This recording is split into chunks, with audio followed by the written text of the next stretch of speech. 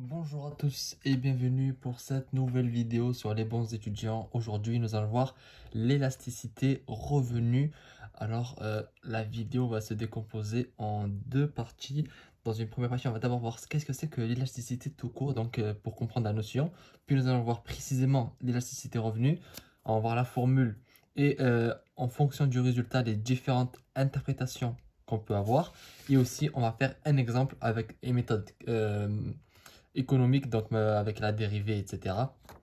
Et on va l'interpréter ensemble. Donc voilà, donc commençons la vidéo. Juste avant que celle-ci commence, je vous rappelle qu'il y a en description plusieurs liens, plusieurs bons plans pour gagner de l'argent, pour en économiser en faisant vos achats en ligne. Les liens sont en description. Je vous recommande d'aller voir, ça va sûrement vous intéresser.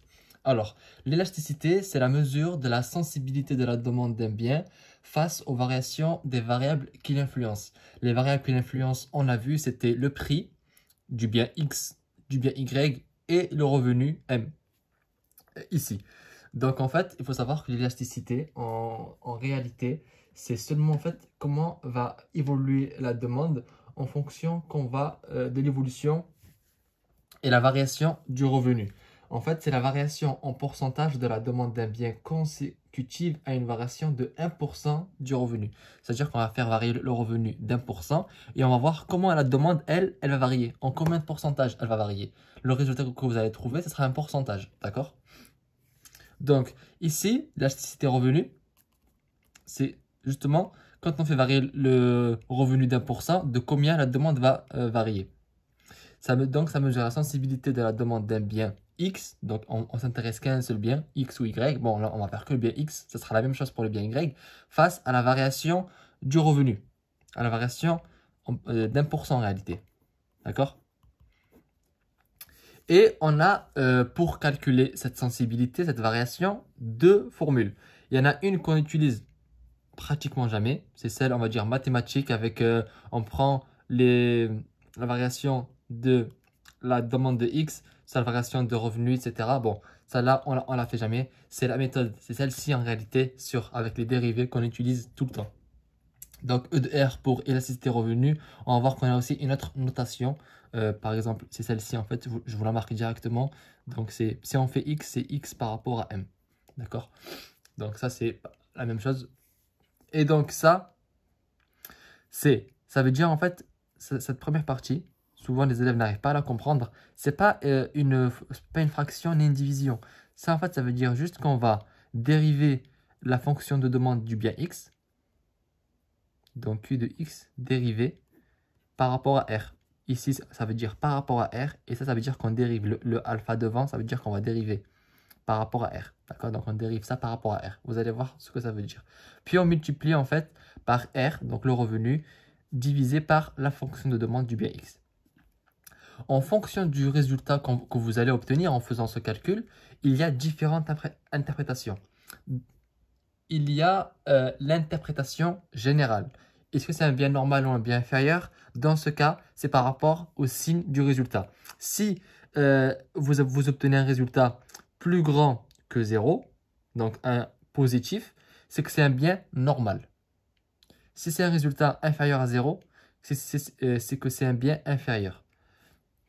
Pourquoi? Tout simplement parce que si on fait augmenter le revenu d'1% et qu'il augmente positivement, ça veut dire que la consommation de ce bien augmente, c'est que c'est un bien normal. On avait fait la vidéo pour voir la différence entre un bien normal et un bien inférieur. Si vous ne savez pas encore ce que c'est, allez voir cette vidéo, elle pourra vraiment vous aider. Et pour un bien inférieur, ça veut dire en fait que quand le revenu augmente d'1%, la consommation elle diminue, ce qui fait que c'est un bien inférieur. Mais lorsque c'est un bien normal, donc lorsque le résultat il est supérieur à 0, il y a plusieurs possibilités. Soit, bon, là, à la place de mettre ER, je mets élasticité X par rapport au revenu. C'est la même chose. Donc, si le résultat que vous trouvez c'est égal à 1, c'est que c'est un bien normal. C'est-à-dire qu'on augmente d'1% le revenu et la consommation, elle augmente d'1%. Proportionnel, c'est normal, c'est nickel, c'est carré. Par contre, si le résultat, il est entre 0, donc 0 compris, et 1, donc le résultat est entre 0 et 1, c'est que c'est un bien de première nécessité, un bien de nécessité, tout court, d'accord? Et si c'est un bien supérieur à 1, c'est que c'est un bien de luxe. toute façon, c'est assez bien, c'est assez facile à retenir. Quand vous trouvez quelque chose de plus grand que 1, ça veut dire que le nombre il est grand, donc on peut directement le relier à luxe, ça veut dire que c'est important, etc. Et si c'est un bien de nécessité, donc c'est compris entre 0 et 1. Et si c'est un bien normal, c'est que c'est égal à 1. Donc ça, c'est très important à retenir. Souvent, dans les exercices, on va vous demander d'interpréter. Et si votre examen est sous forme de QCM, on peut vous demander une élasticité comprise entre 0 et 1. Détermine que c'est un bien de. Et là, vous allez avoir plusieurs réponses, bien normal, bien de nécessité, bien de luxe, bien inférieur. Et il faudra dire bien de nécessité, c'est entre 0 et 1. Donc, retenez bien ce schéma-là que je viens de faire, ces informations-là, c'est très important. Et là, on va en faire un petit exemple très rapidement. Donc, on a une fonction de demande, donc Q de x. Donc, ça veut dire qu'on trouve x étoile avec ça. D'accord? Donc, la demande du bien x, c'est égal à R, donc le revenu. Bon, moi, je mets souvent M en réalité, mais bon, c'est pas grave. M divisé par 4P de x, donc le revenu, c'est R, divisé par 4P de x. P de x, c'est le prix du bien x. Et on vous demande de trouver l'élasticité revenu de ce bien. Ce que vous faites, c'est que vous rappelez la formule. C'est-à-dire qu'on va dériver ça par rapport à R.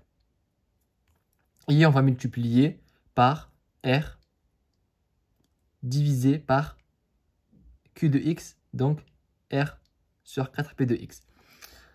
Une fois que vous avez ça, vous dérivez. Ça en dérivant par rapport à R. R, quand on le dérive, c'est égal à 1. Donc, ça fait 1 sur 4P de x. Voilà. Ça, on l'a dérivé. On a le résultat ici. Fois R sur R 4P de x. Bon, le R et le R, ils partent. Donc, on a ici, en fait, pourquoi ça vient ici? Ça vient ça, parce que ça fait, on a 1 sur 1 P 4P de x. Sauf qu'on a vu que quand on divise par ça, c'est multiplié par l'inverse. D'accord? Donc, ça veut dire qu'on peut, ça, c'est égal à 4P de x sur 1 fois 1. C'est pour ça, en fait, qu'on met directement 4P de x, puisque ça fois ça divisé par 1, ça sert à rien, fois 1, ça sert à rien. Donc, 4P de x. Donc, on obtient ça. D'accord? Ça, en fait, ça, là, je viens juste de vous expliquer comment on est passé de ça à ça. Ça, c'est juste, on va dire, un petit bonus pour que vous puissiez, pour ceux qui ne savent pas comment on est passé de là à là, comment j'ai fait. Donc, on a ça. Sauf que là, 4P de x divisé par 4P de x fois 4P de x, ça part. Donc, l'élasticité, c'est égal à 1. Maintenant, il ne reste plus qu'à interpréter. Et pour interpréter, on se réfère à ça. C'est égal à 1, c'est un bien normal. Donc, on peut écrire le bien x est un bien normal. Donc, petit résumé. Si vous voulez calculer l'élasticité revenue d'un bien, vous dérivez sa fonction de demande par rapport à R. Vous multipliez aussi par R sur, donc je vous remets la formule pour que vous puissiez, par R sur Q de x. Q de x, en fait, ici, Q de x, c'est ça. Ok? Donc, vous divisez par R sur 4P de x ici. Ensuite, vous faites les simplifications qu'il y a à faire. Donc, le R et le R, ils partent pour nous. Ici, la dérivée, c'est 1 sur 4P de x. Parce que quand on dérive R, c'est 1. Donc, là, on est d'accord que la dérivée de x, c'est 1. La dérivée de 2x, c'est 2. D'accord? Donc là, c'est pareil. C'est juste que c'est R. Donc, le R devient 1. On a 1 sur 4P de x fois 4P de x. Parce que ici, quand on a simplifié, on trouve 4P de x. Je vous ai expliqué pourquoi. Ici. Parce que les R, ils partent. Mais R, ici, quand les R partent, il reste 1 et 1. Parce que là, on peut dire que c'est R fois 1. R fois 1. Les R et les R, ils partent. Mais il reste 1, 1 et 4P de x. Divisé par 1 sur 4P de x, ça revient à multiplier par 4P de x. Pour vous montrer que c'est juste, imaginez, vous avez 100 divisé par 1 quart. Faites ça à la calculatrice, vous allez trouver quoi? Franchement, je ne sais pas de tête combien ça fait, mais vous allez voir que ça fait, je pense, c'est égal à, c'est comme faire 4 fois 100. Donc ici, c'est 400. Et ici, c'est 400. Faites ça, vous allez voir que c'est le même résultat. Et pourquoi j'ai fait x4? Parce qu'en fait, divisé par 1/4, ça revient à multiplier par 4, 1. Enfin, 4 sur 1. Donc 4, c'est pour ça que j'ai mis 4. Donc ça, c'est important à retenir. Et du coup, en faisant les simplifications, on trouve que l'élasticité revenue, c'est égal à 1. Et donc, que c'est un bien normal. Donc j'espère que cette vidéo vous a plu. Je vous donne rendez-vous dans une prochaine vidéo pour calculer l'élasticité prix. A très bientôt, chers bons étudiants. N'hésitez pas à vous abonner à la chaîne pour être tenu au courant des nouvelles vidéos. Et à très bientôt.